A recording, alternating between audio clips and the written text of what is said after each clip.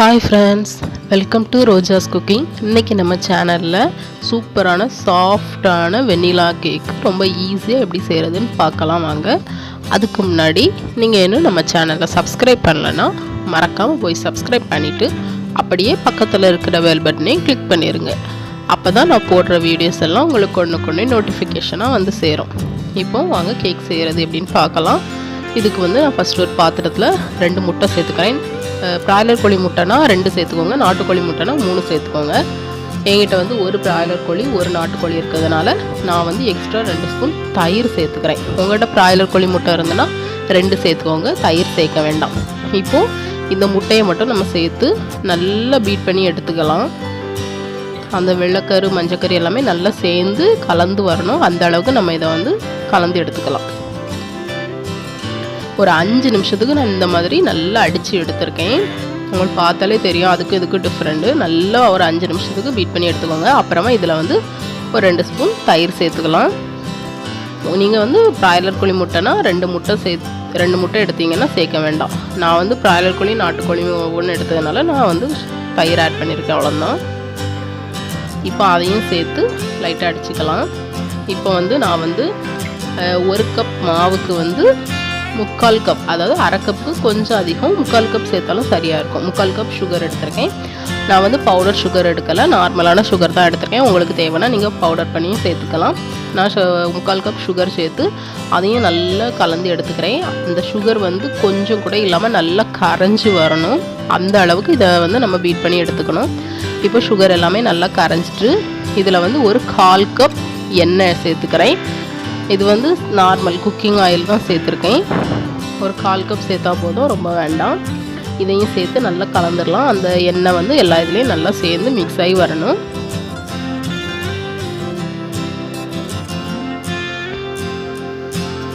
அந்த அளவுக்கு நம்ம கலந்து எடுத்துக்கலாம். இப்போ இதை 1 டீஸ்பூன் போல் வெண்ணிலா எசன்ஸ் ஆட் பண்ணிக்கலாம்.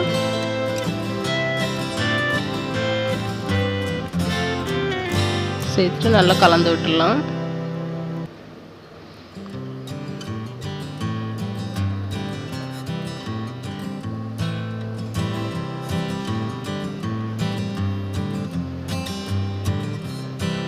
அடுத்தால இதில் நம்ம மாவு சேர்க்க போகிறோம்.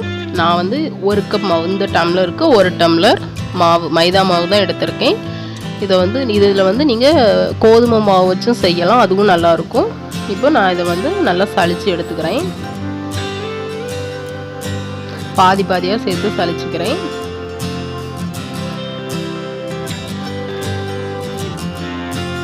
இப்போ இதில் ஒரு அரை டீஸ்பூன் போல் பேக்கிங் சோடா ஆட் பண்ணிக்கிறேன்.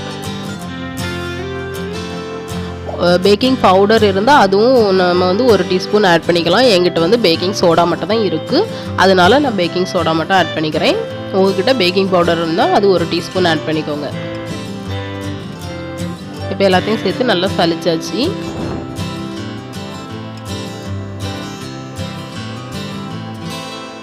அடுத்தால இதை நம்ம நல்லா கலந்து எடுத்துடலாம். கட்டி எதுவுமே இல்லாமல் மாவு சேர்த்ததுக்கு அப்புறமா ரொம்ப வேகமாக கலந்து எடுக்கக்கூடாது, மெதுவாகவே கலந்து எடுத்தால் போதும்.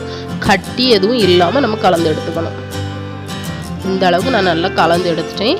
உங்களுக்கு அது ரொம்ப கட்டியாக இருக்கிற மாதிரி தெரிஞ்சுன்னா ஒரு 1/4 டம்ளர் போல் பால் ஆட் பண்ணிக்கோங்க. இப்போ அதில் கடைசியாக நான் மறுபடியும் ஒரு அரை டீஸ்பூன் பேக்கிங் சோடா எடுத்திருக்கேன். இதில் 1 டீஸ்பூன் லெமன் ஜூஸ் ஆட் பண்ணிக்கலாம். நான் இது பேக்கிங் பவுடருக்கு பதிலாக நான் இதை ஆட் பண்ணுறேன். உங்கள்கிட்ட பேக்கிங் பவுடர் இருந்ததுன்னா நீங்கள் பேக்கிங் பவுடர் ஆட் பண்ணிக்கலாம்.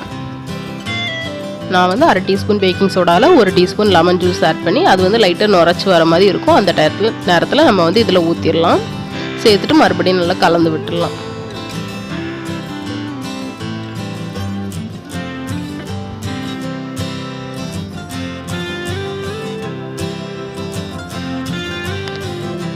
இப்போ நல்லா கலந்தாச்சு. அடுத்தால நான் ஒரு பேனில் தான் இன்றைக்கி செய்ய போகிறேன். அதில் கீழே எண்ணெய் ஊற்றிட்டு லைட்டாக மாவு டஸ்ட் பண்ணிவிட்டு அதுக்கு மேலே ஒரு பேப்பர், A4 ஷீட் பேப்பர் வச்சு அதுக்கு மேலே லைட்டாக எண்ணெய் அப்ளை பண்ணி வச்சுருக்கேன்.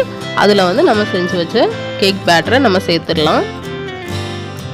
செய்ததுக்கு அப்புறமா லைட்டாக டேப் பண்ணி விட்டுக்கோங்க. ஏர் பபிள்ஸ் எதுவும் இருந்தால் போயிடும். அதுக்காக தான். இப்போ நம்ம வந்து ஒரு மூடி போட்டு க்ளோஸ் பண்ணி நம்ம அடுப்பில் எடுத்து வச்சிடலாம். நான் அன்றைக்கி கேஸ் அடுப்பில் தான் செய்ய போகிறேன். ஒரு மூடி போட்டு மூடி வச்சுட்டு தீயை வந்து நல்லா குறைச்சி வச்சுக்கோங்க. அப்போ தான் கீழே வந்து அடி பிடிச்சிடாமல் வரும், இல்லைன்னா கீழே வந்து கரிஞ்சிரும். அதுக்காக தீயை வந்து நல்லா குறைச்சி வச்சுக்கோங்க. குறைச்சி வச்சுட்டு இது வந்து ஒரு 15லேருந்து 20 நிமிஷம் வேகட்டும். எனக்கு இப்போ சரியாக 20 நிமிஷம் ஆயிடுச்சு. கேக்கு வந்துட்டான்னு பார்க்கலாம். இதுக்கு வந்து ஒரு டூத்பிக் அப்படி இல்லைனா ஏதாவது ஒரு கத்தி வச்சு நம்ம அதை வந்து மெதுவாக உள்ளே விட்டு பார்த்தோம்னா கத்தியில் வந்து எதுவுமே ஒட்டாமல் வந்துச்சுனாக்கி கேக்கு வந்துடுச்சு. இப்போ நான் இதை வந்து அடுப்பை ஆஃப் பண்ணிவிட்டு வெளியே எடுத்து நல்லா ஆற வச்சு எடுத்துக்கிறேன். இப்போ நல்லா ஆறிடுச்சு. நான் வந்து க்ரீன் அப்ளை பண்ணுறதால மேலே லைட்டாக கட் பண்ணியிருக்கேன். லைட்டாக தான் கட் பண்ணியிருக்கேன்.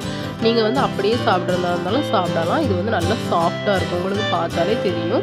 இப்போ நான் வந்து ஒரு க்ரீம் செஞ்சு வச்சுருக்கேன். இது வந்து நான் வந்து டால்டா யூஸ் பண்ணி தான் செஞ்சுருக்கேன். இந்த வீடியோவை நான் அடுத்தால அப்லோட் பண்ணுவேன். இப்போ வந்து நம்ம இந்த க்ரீமை வந்து இதில் அப்ளை பண்ணிடலாம். உங்களுக்கு தேவைன்னா நீங்கள் வந்து 2ஆக கட் பண்ணி கூட அப்ளை பண்ணலாம். நான் வந்து இதை ஒன்றா தான் சிங்கிளாக தான் செய்ய போகிறேன். அதனால் நான் மேலேயே அப்ளை பண்ணிக்கிறேன். நான் 2ஆக கட் பண்ணலை. உங்களுக்கு வந்து க்ரீம் தடவை விருப்பம்லாம் நீங்கள் இப்படியே கட் பண்ணி சாப்பிடலாம். அதுவும் நல்லா தான் இருக்கும்.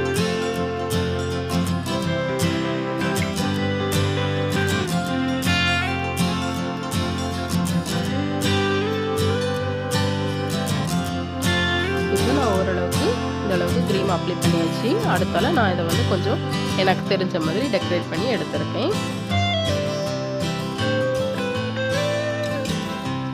இந்த க்ரீமும் இதில் வந்து நான் சாக்லேட் சிரப் யூஸ் பண்ணியிருக்கேன். அந்த வீடியோவை நான் அடுத்தால அப்லோட் பண்ணுவேன். நீங்களும் இதே மாதிரி செஞ்சு பாருங்கள். செஞ்சு பார்த்துட்டு எப்படி இருந்துன்னு எனக்கு கமெண்ட்டில் சொல்லுங்கள். இந்த வீடியோ உங்களுக்கு பிடிச்சிருந்ததுன்னா லைக் பண்ணுங்கள், ஷேர் பண்ணுங்கள், சப்ஸ்கிரைப் பண்ணுங்கள். தேங்க்யூ.